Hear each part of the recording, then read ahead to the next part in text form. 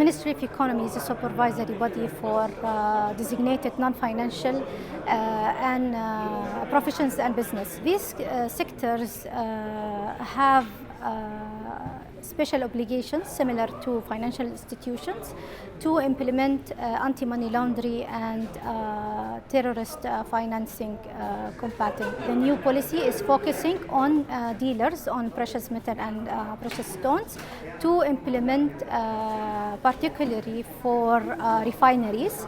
We have around 28 refineries in UAE, and they will have the obligation to implement this new policy. The new policy is talking about having the enhanced or due diligence for the responsible sourcing of gold. These companies need to hire a compliance officer. This compliance officer will be responsible to implement all the procedures mentioned in this policy. He has to input internal policies.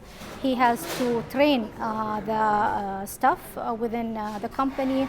He has also to do the due diligence and the KYC or know your customer procedures. He has to know the exact source of the gold and make sure it is not from conflict zones or high-risk countries. This policy also make an obligation to these refineries to hire third-party auditors to do specific kind of auditing to make sure that all these procedures are implemented, and also to provide a report on annual basis to Ministry of Economy.